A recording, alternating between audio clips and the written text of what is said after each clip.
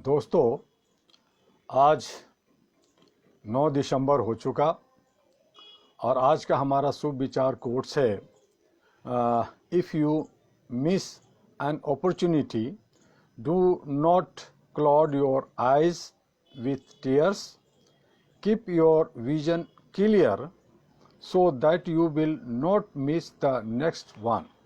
और इसी विचार के साथ आपको ये बता दें कि हमारा 1 दिसंबर से 10 दिसंबर तक मानवाधिकार पखवाड़ा चलता है। मानवाधिकार पे भारत के 36 राज्यों में जगह जगह कार्यक्रम चलता रहता है और हमारे बंगाल का, हमारे झारखंड में रांची में, हमारे और क्षेत्रों में मानवाधिकार पे लगातार छोटे बड़े जितना हो सकता है, जितनी उनकी चादर है उसके हिसाब से मानवाधिकार पे, ह्यूमन राइट्स पे कार्यक्रम को कर रहे हैं। बहुत सारे देशों में और सरकार भी 9 दिसंबर को, 10 दिसंबर को मानवाधिकार दिवस के रूप में मनाती है, कार्यक्रम करती है। लेकिन मेरा मानना है, मेरा कहना है कि 1-2 दिन आप अधिकारों को याद करते हैं कि हमारे मानव हैं और मानव का कुछ अधिकार है, कुछ हुकूक है, तो 1 या 2 दिन मनाने की ज़रूरत नहीं है, बल्कि हमारे हुकूक जो है वो 365 दिन सालों साल होता है। हम जब पैदा लेते हैं, पैदा लेने से ही लेकर के मृत्यु तक हमारे जन्मसिद्ध अधिकार है, हमारे मौलिक अधिकार है, हमारे संवैधानिक अधिकार है, हमारे अंतर्राष्ट्रीय अधिकार है, और उसको पाने का और उसको संरक्षित करने का जो हमारी एक जो व्यवस्था बनती है, जिसको हम सरकार कहते हैं, जिनको जनप्रतिनिधि चुन के भेजते हैं, हमारे जो नौकरशाह हैं, जो हमारे न्यायपालिका, विधायिका और कार्यपालिका है, इन तमाम लोगों का जो काम है वो मानवाधिकारों को संरक्षण करना है।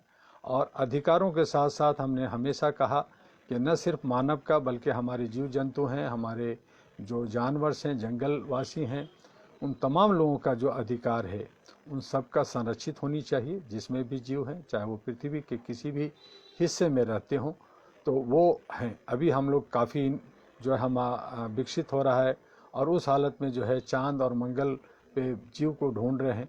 तो जहाँ भी जीव है उन सबके अधिकारों का संरक्षण होना चाहिए और इस पे काम होना चाहिए। अभी जब कोरोना नहीं था, जब महामारी नहीं था, तो बहुत सारे आंदोलन चल रहे थे, अपनी अपनी मांगें लेकर के लोग आगे बढ़ रहे थे।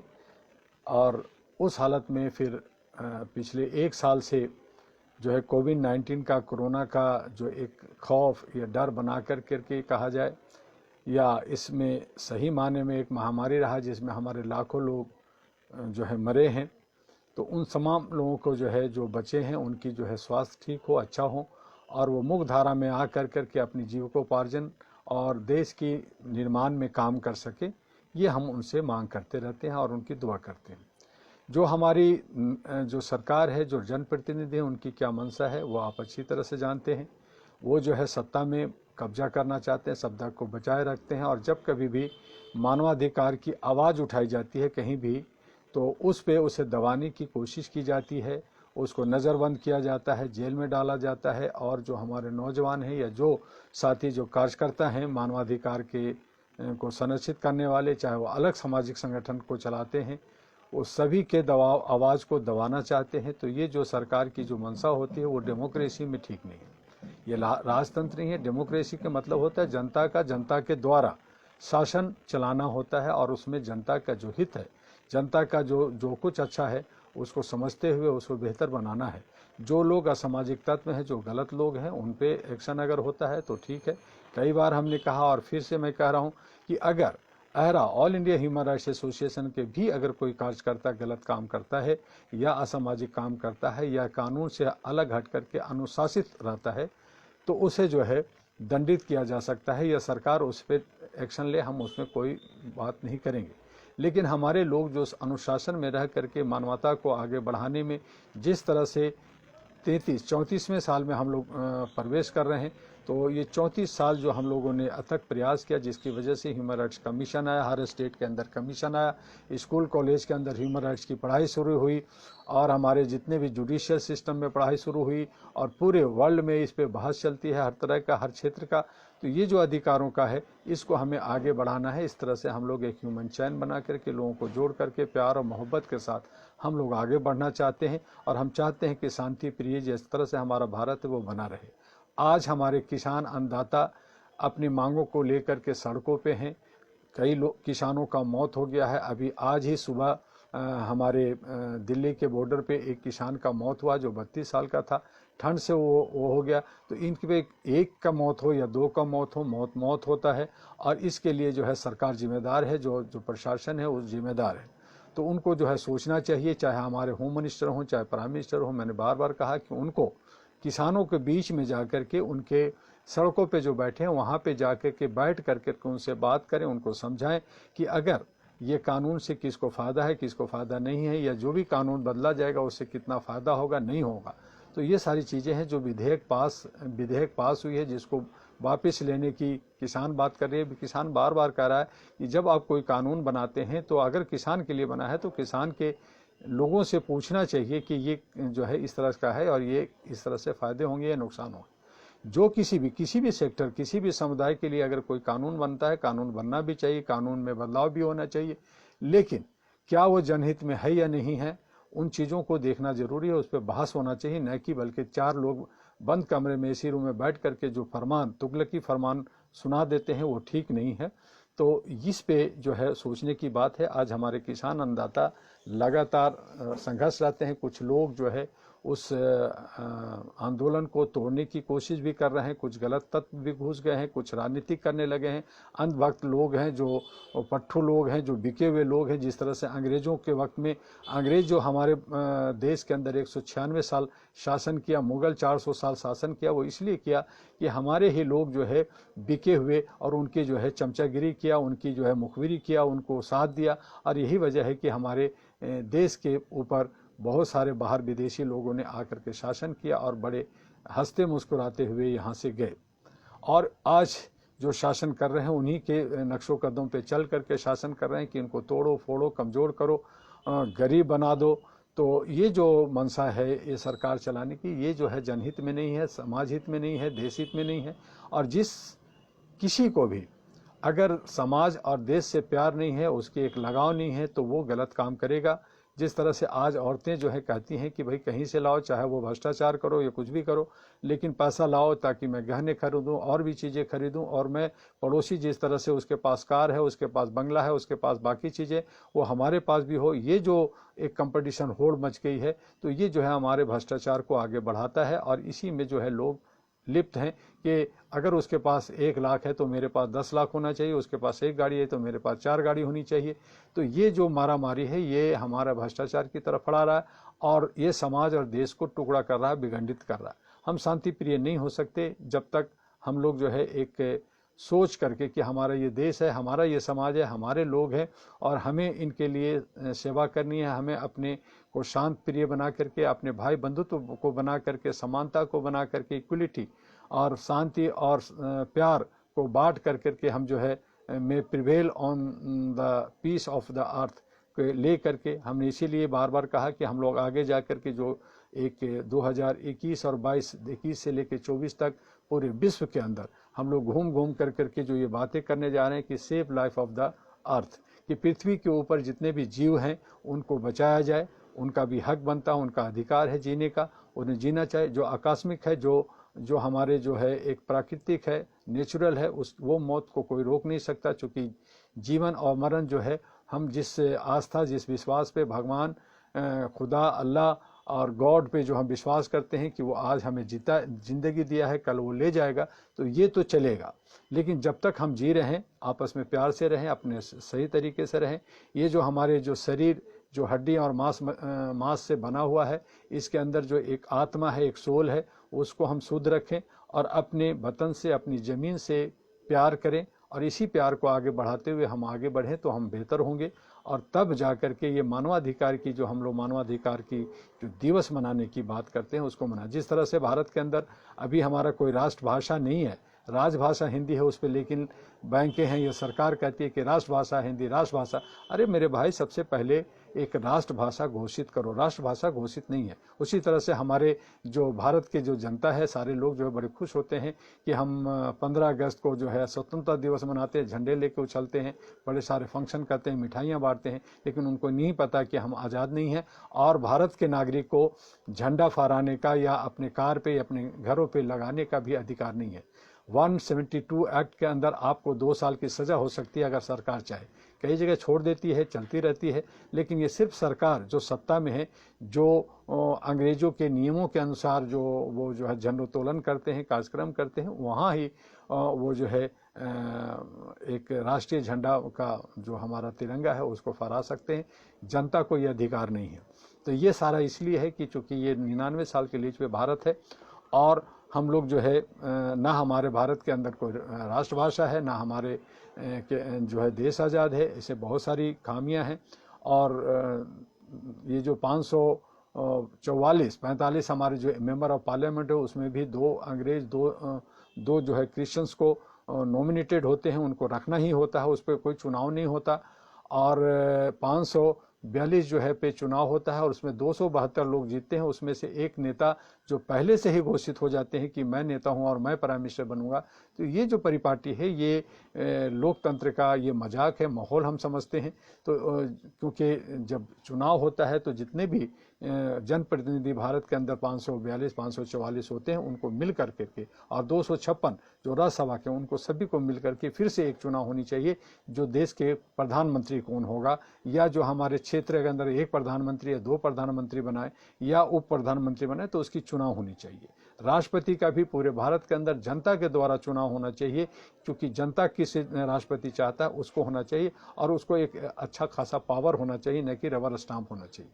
तो इस तरह से हमारा देश का जो सिस्टम है वो अंग्रेज़ों के वक्त में जो संविधान बना उस वक्त जल्दी जल्दी में अंग्रेज़ों को भगाया गया और जल्दी जल्दी में संविधान बना, बहुत अच्छा बना। उसमें बाबा अम्बेडकर हों या 36 लोग हों या और लोग हों, उन पूरी कमेटी ने जो प्रयास किया वो बेहतर किया, लेकिन उसे और बेहतर और सुगम करने के लिए और आज के मांग के हिसाब से, आज जो हम भारत में रहते हैं उस मांग के हिसाब से करना चाहिए। चूँकि एक व्यक्ति का जो एक एवरेज अब उम्र जो हो गया है 60 साल है या 65 साल है या कोई 70 साल भी जी लेता है, और उसमें जो है उनको पढ़ना होता है, उसको परिवार चलाना होता है, फैमिली चलाना होता है, और फिर वो बुढ़ा होता है तो फिर वो जो है जब उनको पास अकल होता है, जब उनके पास ज्ञान होता है तो वो रिटायर कर जाता है। तो इस तरह से ये सारा मिला करके जो आने वाले जनरेशन है, तो इस तरह से आज हमारा भारत जो है 74 साल की आज़ादी को झेल लिया। इसमें न जाने कितने हमारे जितने आज़ादी के दीवाने थे, जिन्होंने आज़ाद देश को कराया था, जिसके लिए लड़े थे, वो आज कोई भी जिंदा नहीं है। उनके जो बच्चे हैं, उनके जो आगे हैं, उन लोगों को जो सबक मिली है, जो माँ बाप से सीखे हैं, जो अपने पूर्वजों से सीखा है, जो किताबों में है, उनके माध्यम से, और हमारे पास जो एक्सपीरियंस है, जो हमारे पास अनुभव है, उन तमाम चीज़ों को लेकर के भारत को आगे ले जाना चाहिए। और तभी जो है भारत का सही माने में अभ्युदय हो सकता है, नया भारत बन सकता है, एक विशाल बन सकता है। हम इस नहीं कह सकते कि अखंड भारत हो सकता है, क्योंकि भारत का विखंडन बहुत सारे देशों में हो गया। उसमें पाकिस्तान बना, बांग्लादेश बना, नेपाल रहा, तिब्बत हुआ, उसके बाद में जो है ईरान तक, हमारे ईरान इराक तक हमारा अखंड भारत था। तो ये जो अफ़गानिस्तान हुआ, तो कई ऐसे देश अलग अलग हो गए। तो वो सारे मिल करके अब एक अखंड भारत नहीं बन सकता, लेकिन जो भारत हमारा है वो सुंदर हो सकता है, वो नवनिर्माणित हो सकता है, वो विकसित हो सकता है। जिस तरह से जापान आगे बढ़ा, जिस तरह से चाइना बढ़ा, या जिस तरह से जो है जर्मन आगे और बाकी देश आगे बढ़ा है, उस तरह से हमारा भारत आगे बढ़ सकता है। चूँकि ये जो है हर तरह से सक्षम है, इसके पास हर कुछ है, लेकिन हमारे जो जनता है, हम लोग जो हैं, उसकी जो है हमारी इच्छा शक्ति नहीं होती। हम लोग जो है समाज और राष्ट्र के जवाबदेह नहीं होते, या हम नहीं कहते कि ये मेरा घर है। हम सोचते हैं कि किसी तरह से पैसा कमा लें। नेता चाहता है कि 5 साल के लिए हम बने हैं, 5 साल में बहुत सारे पैसा कमा लें, ऐश मौज मस्ती करेंगे, बैंकॉक में घूमेंगे, विदेशों में घूमेंगे, और हमारा बच्चा जो है अमेरिका में और लंदन में और और रशिया में पढ़ेगा। तो इस तरह से जो हमारी जो सोच है वो जो है हमें विखंडित करती है, कमज़ोर करती है। इसलिए सबसे पहले हमें मन स्थिति को ठीक करना होगा और अपनी सोच को आगे विकसित करना होगा। इन तमाम बातें, बहुत सारी बातें होती हैं, बहुत सारी दिल करता है आपसे बात करने का।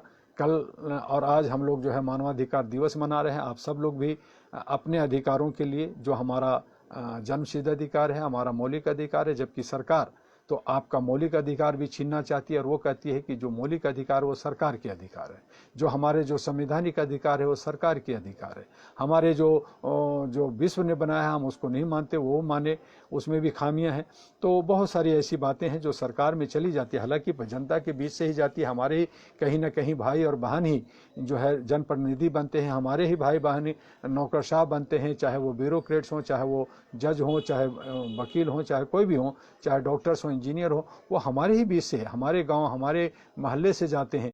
लेकिन वहां जाने के बाद न जाने क्या हो जाता है, क्या उनकी सोच पैदा हो जाती है कि वो अपने आप को एक अलग ग्रुप बना करके कहते हैं कि मैं सरकार हूं और तुम लोग जो है शोषित, दंडित और वंचित लोग हो और तुम लोग जो है गुलाम हो और गुलामी की तरह जीते हैं। जिस तरह से आज, जैसा कि मैंने पढ़ा और काफ़ी जगह पे लेखों में पढ़ा कि हिंदू जो शब्द है गुलाम है, तो मुगल या अंग्रेज जो है वो हिंदू कहते थे, यानी अपने गुलाम को हिंदू कहते थे। और ये जो लोग जो अब शासन कर रहे हैं, जो अपर कास्ट के लोग हैं, जो बहुत सारे ऊपर हैं, वो लोग जो है भी बाहर से आए और उनके भी जो वंशज जो या उनके जो जीन कहता है कि वो बाहर के लोग थे। तो यहाँ के जो मूल निवासी हैं, यहाँ के जो आदिवासी, यहाँ के जो दलित हैं, यहाँ के शोषित हैं, वंचित लोग हैं, वो लोग जो है एकजुटता नहीं है और उनको भी कहा जाता है कि भाई तुम जो है सब हिंदू हो।